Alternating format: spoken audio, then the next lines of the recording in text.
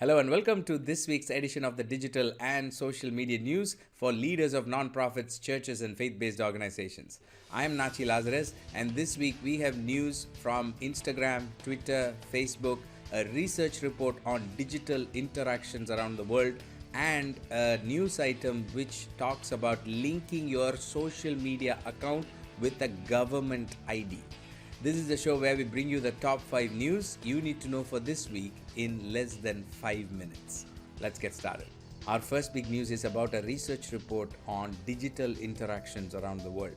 Last week, Pew Research Center released a report that talks about interactions that happen between people using smartphones, social media, and technology. The report has some interesting findings, and I wanted to bring a couple of them to your notice as a leader. One is, across board, people prefer text messaging as a preferred way of communication socially. So private communication, one-on-one communication, private media is becoming very important. So it's a trend you need to watch out for. Prepare your private media strategy.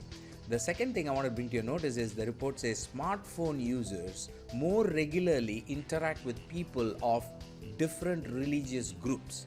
So people are open to opinions. They are being influenced. They are talking to each other. They are the approach is very open. So this is an encouraging trend, something for you to keep in mind and plan while you're planning your communication strategy. That all around the world, across countries, we are seeing this trend. So I will link to this report in the show notes. Do take a look at it. It is a very fascinating report. Our next news is about Instagram. Instagram is testing a standalone messaging app called Threads. According to CNBC, the new app will allow Instagram users to quickly send messages, photos, and videos to those on their closed friends list. Our next news is about Twitter. Earlier, we had reported that Twitter is planning to release a 6-second video ad format, and now 6-second video bidding is available.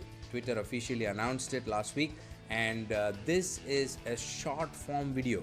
Imagine 6 seconds, because Twitter did a study earlier that proved that ads with no sound, 6 seconds, and very catchy ads tend to perform really well on Twitter.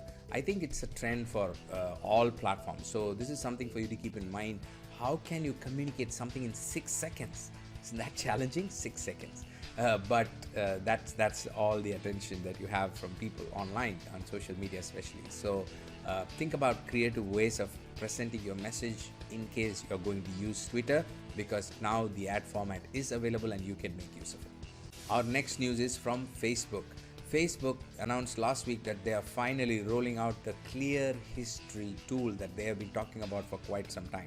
They will start with Ireland, South Korea, and Spain, and eventually be rolling out around the globe, I am expecting.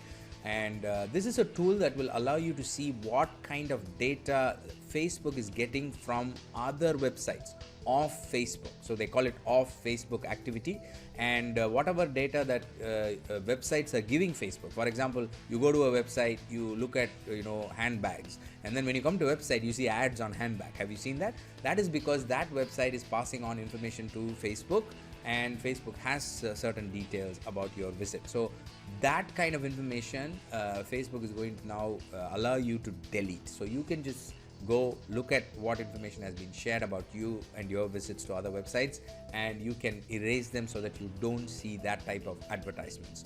So I will link to the details, and do check it out and see if you want to use it. Hey, before we go to the final news of this week, I want to take a moment to encourage you to subscribe and follow us wherever you're watching this, so that you do not miss another episode. If you like to receive this news on your WhatsApp number, then visit natchi.net/WhatsApp and you will be able to sign up there. Thank you. I appreciate it. Let's move on. Our final big news of this week is about the discussion on whether social media accounts need to be linked to a government ID. Two petitioners have asked an Indian court that social media accounts be linked to Aadhaar, which is a government ID.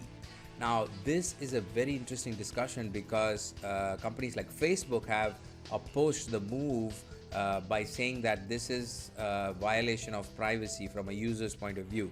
But the point of the petitioners is this will help identify the people who are starting fake news, hate news, cyberbullying, and those type of content. So if an ID was connected to an account, then you will know who is starting this, and therefore there is a possibility of arresting that type of activity.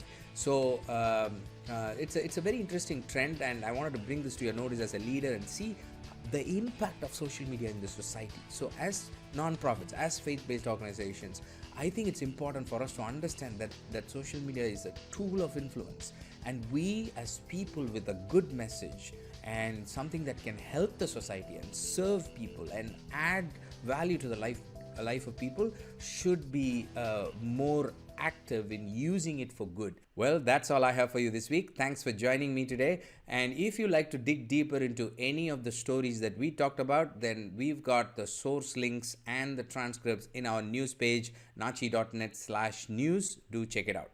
Please share this with other leaders of nonprofits, churches, ministries, or anyone in this space who you think will benefit learning about the top 5 news every week in less than 5 minutes. I truly appreciate it. I will see you next week with another set of news items. Until then, have a fantastic week. Stay connected, stay blessed. God bless you. Bye-bye.